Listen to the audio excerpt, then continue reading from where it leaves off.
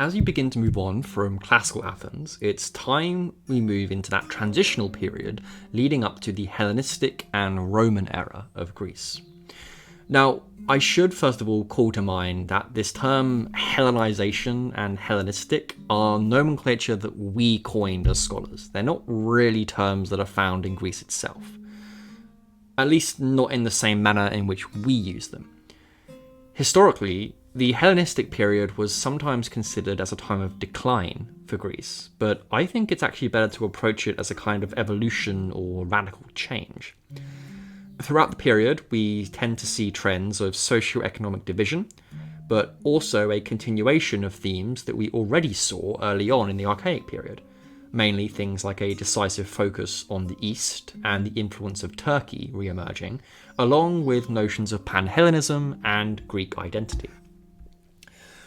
Rather than a straightforward spread, though, Pan-Hellenism in this later period seems to have been defined more as an interaction and merging between Aegean and Eastern cultures. In the same way as we saw in the early Greek Iron Age, Greek culture here has to be understood in relation to other cultures that it's interacting with. In a way, the classical period, where we saw the rise of city-states like Sparta and Athens, is really more of a unique and exceptional time period where the influence of the East is lessened. There was never a uniformity to the adoption of Greek language and culture during the Hellenistic period, which naturally sets the tone for the time as one of interaction, coexistence, and sometimes extensive conflict. So, to get started with this, really, how do we even define the Hellenistic period? In older schools of art history, Hellenistic was an art style, and it was defined by a decline in quality and sophistication in comparison to the classical period. Sculpture does not seem to have had the same artistic value that it had in earlier periods. The challenge with this approach is that it's entirely opinion-based, and it's usually based on Western or later European aesthetic judgments. Look at any Hellenistic-era sculpture, and it's easy to see that they are more heavily defined by emotive and humanistic themes, which a lot of people actually better connect with, in comparison to the idealism movements in earlier generations. Looking at the archaeology also tells us a different story. Based on the age of the people found in numerous Hellenistic-era tombs, the life expectancy of the period actually seems to have been much higher, which usually we would associate with better standards of living. Hellenic domestic culture also appears to have spread fairly rapidly throughout the known world, giving us insights into how prominent it was. This expansion naturally precluded a highly stratified sense of multiculturalism, which for many of 19th century's academics was seen as a kind of negative thing, diluting the perfection of classical Greece. In the modern view, however, this multiculturalism is seen as a positive thing. It allowed numerous cultures to come together and create powerful ideological, political, and social dialogues that created and connected the world in very similar ways to today. The Hellenistic period, then, didn't really exist in late antiquity. The time period was named in the 19th century from the Greek term Hellenizio, meaning I act Greek, to refer to the process of enculturalization through which someone would speak and then eventually become Greek. Hellenistes was a term applied somewhat pejoratively to communities or ethnicities that went Greek, predominantly by speaking the language, and was chiefly applied to Jews in Jerusalem in the 160s BC. Naturally, this is not really the best way to go about defining a culture. Culture is a lot more than just language, and the term Hellenistic creates an artificial sense of separation of Greek cultures from their neighbours or surrounding communities into which they were integrated. To say that the Persian and Egyptian cultures were completely Hellenized under Alexander just isn't true. Instead, we're seeing a mixture of native elements from each culture interact with incoming Greek ideas, and those same ideas interacting and responding to native elements. Historically, we can really begin talking about the cultural movement and spread that we now call Hellenistic with Philip II of Macedon, or perhaps more specifically, the major revolutions brought about by his conquering of the Mediterranean. While Philip's campaigns certainly can be dubbed as political and expansionist, archaeologically the nuance is much more defined. A few episodes ago, I mentioned different ways in which Greek states identify themselves. Not every single Greek state was a polis. Macedonia, to the north, was instead a kind of ethnos, an ethnic state, over and above a city-state. The ethnos did not have cities in the same manner as other Greeks did, but they were inherently more mobile, with the occasional nexus of activity. One such nexus is the now famous 6th century BC tumulus burials at Lofkënd. Nestled in the area of Malakastra Hills, which rise to the southeast of the modern regional centre of Fiere, near the modern village of Lofkënd. It's at an altitude of around 318 metres above sea level. The tumulus, which creates a significant shape dominating the local landscape, can be viewed from fairly substantial distances. And it's located in one of the richest archaeological areas of Albania. Many of the burials in the Lofkënd tumulus were done in succession over generations, and the area became a standard meeting place for funerary activities, which quickly doubled as an economic and political discussion zone, serving a similar role to the polis, but not exactly the same. As Philip II began to take power, though, he quickly moved towards models of government and organisation that were much more familiar with the polis plan systems. He founded a polis at Pella that remained occupied from the late 5th century up until Roman times. This polis was fairly regular and had many of the same features that we know from other Greek ones. We've got our classical grid plan system and the agora in the centre. Unlike other Greek polises, though, Pella had an enormous palace situated towards the top of the site, telling us a bit about the different kinds of social organisation going on. Clearly, as Philip and his administration began expanding and engaging with colonies, they decided on the need for replication and copied a lot of the other political systems that they were coming across in southern Greece. One of the places that we see this shift most strongly is the site of Vergina. This small town in northern Greece is best known today as the location of ancient Aigai, the first capital of Macedon, complete with an extensive royal palace. In 1977, the burial sites of several kings of Macedon were uncovered here, including the potential tomb of Philip himself, which had not been disturbed or looted, unlike so many other tombs. Among the cluster thought to belong to Philip's family, there are 4 monumental tombs and a Heroon, a Greek hero cult, likely dedicated to Philip's family. A challenge that we have, though, is we're not actually sure which tomb is Philip's. Opinion is split over whether he is interned in what is usually called Tomb 1 or Tomb 2. There have been some pretty substantial archaeological work done on the remains in both tombs, predominantly from an osteological approach. By examining the bones in Tomb 1 for things such as arthritis and weakness of the knees or legs, we can get a picture of the kind of lifestyle these people had, including which kind of activities they took part in. We know, for instance, that Philip himself was lame from classical descriptions, which is consistent with the bones in Tomb 1. Alternatively, though, cranial reconstructions of the bones in Tomb 2, coupled with comparisons to sculptures and busts of Philip, have also yielded some interesting results that have muddied things a bit. Notably, evidence of a cranial injury to the skull in Tomb 2 is consistent with literary records of Philip suffering an arrow wound to the right eye.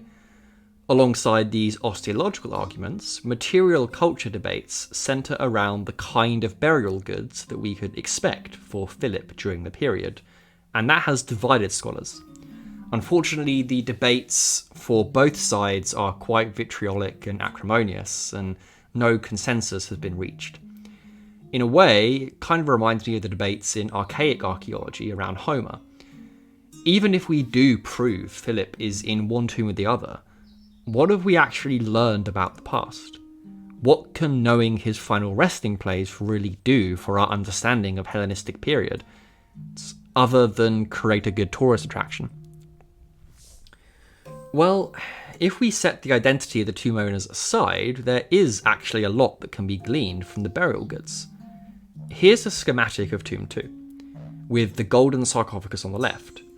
Interestingly, moving just outside of the tomb to the threshold of the antechamber, there is another chest with another golden larnax, which contained the bones of a woman wrapped in gold-purple cloth with a gold diadem that was decorated with flowers and enamel, indicating a queen who, according to literary tradition, would possibly have sacrificed herself at the funeral. Remarkably, a lot of the materials associated with these human remains, such as greaves, goitos, and alabastra, relate more to warfare and military. These grave goods being associated with a woman signals that ideologies of power relating to females during this period seems to be undergoing a shift. Unfortunately though, further research into this topic is overshadowed by the focus on the identity of Philip. Another greatly preserved site that we can look at to point to the ideology in the Hellenistic period though is the Casta tombs of Amphipolis. Not too far actually from Vergina. While we have known about Casta for a while and suspected that it was a Hellenistic artificial mound, the tomb was rediscovered, quote unquote, in 2012 by Greek archaeologists and became quite the political sensation. In fact, this tomb's tumulus is the largest ever discovered in Greece, and by comparison it dwarfs that of Philip's. The first excavations at the mound in 1964 led to exposure of the perimeter wall, and further excavations in the 1970s uncovered many other ancient remains. The inner tomb was found in 2012, and eventually we entered it in August 2014. Naturally, the monumentality and quality, as well as the artistic merit of these contents, indicate that it contains some really important people, but we still aren't that sure who exactly. Around the time of its discovery, public speculation began to circulate that it was the tomb of Alexander the Great, which was quickly dismissed by the excavators, but it's nevertheless likely to have belonged to someone in Alexander's close family or friendship group. In 2014, the remains of 5 people were found inside the lower levels of the third chamber.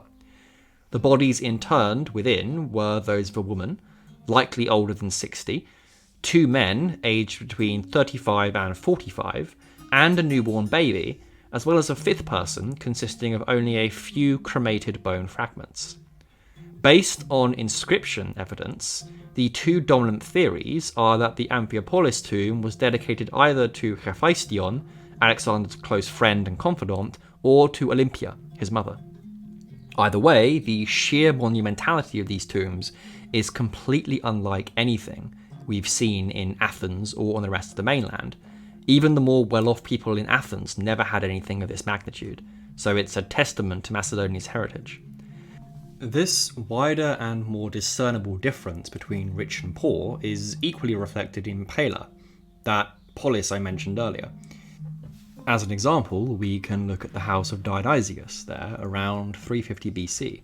It's clearly demarcated by size and complexity from other house types. This kind of stricter hierarchy and stratification is typical of what we would expect with a new territorial empire headed by a king. Here we are very far from the democracy of Athens. I'd be remiss, of course, to speak of the Hellenistic period without at least touching on Alexander. However, his exploits and life are actually more the domain of history than archaeology. Regardless, his efforts at unifying and spreading Hellenistic culture from as far afield as Egypt and India were unprecedented. A lot of work has focused on how exactly this newfound multiculturality fed back into and affected wider Greek culture. Following Alexander's death, his empire was divided into provinces and administrative regions known as Hellenistic kingdoms, ruled mostly by his older generals. These kingdoms did not operate uniformly or have the same kind of experiences throughout. In particular, the more heavily eastern kingdoms of Egypt and Babylon retained a lot more of their indigenous culture in resistance to Greek occupation, whereas in other places we see much more of a cultural mix with pronounced Hellenism. Since these Hellenistic successor kingdoms were inherently new states, their modus operandi was completely different to classical Greek city-states. To begin with, they are inherently territorial states, not polises, which created an entirely new class of politics and social structure. For instance, in states like these, we now have evidence of territorial monarchies, governing huge swathes of territory and diverse ethnic groups who were speaking multiple languages. The old Greek political system of the polis just can't work for this, since while they're very good at organising local governments, they often struggle to maintain a relationship with the wider hinterland. Athens' influence over its quarter was really an exception to the norm during the classical period. On the whole, the old power and political centres in Greece, such as Athens and Sparta, were replaced during the Hellenistic period by ones further east and south, like Egypt and Anatolia, which became major empires. Economically and politically, these empires were the seats of power, although it could still be argued that Athens retained a kind of cultural and ideological power during the Hellenistic period, especially in terms of Greek identity and literature. A very common way to legitimize new rulers in these empires was through coinage. New coins are often minted and put into circulation with monarchs' faces on them that contain iconography, usually drawing on local motifs, as well as older, typically Greek icons, such as the lion skin cap of Hercules, or the eagle with the thunderbolt, associated both with the faces of new kings to signal their divine attributes, in a similar fashion to modern political propaganda campaigns.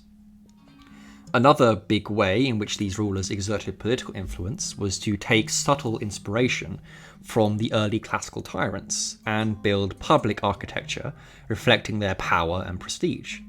A good example of this is the Panathinaikon Stadium in Athens. The stadium existed before and even had a racetrack and had horses and spaces for them as early as the 6th century BC. But around 140 BC, Herodes of Atticus, the Athenian rhetorician and Roman senator, decided to rebuild it and clad it in pure marble. In the same vein, around 10 years later, the king of Pergamon, a region in Anatolia, built and renovated the Athenian agora, notably building the Stoa Attalus. Why an Anatolian king would send money to a building project in Athens should tell you something about where the cultural and ideological power is in relation to the economic and political. Looking towards his own kingdom, Pergamon is really one of the most magnificently developed states of the Hellenistic period.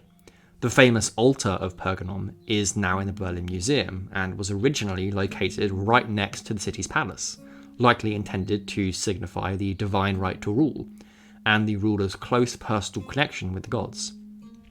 We can see clearly the differences of ideology and social power in these kinds of places by looking at the urban planning, the architecture, and the house types. We are very, very far from the tyrants of Athens now. So as always, don't forget to like, share, and subscribe, and I will see you next week for more Archaeology of Greece.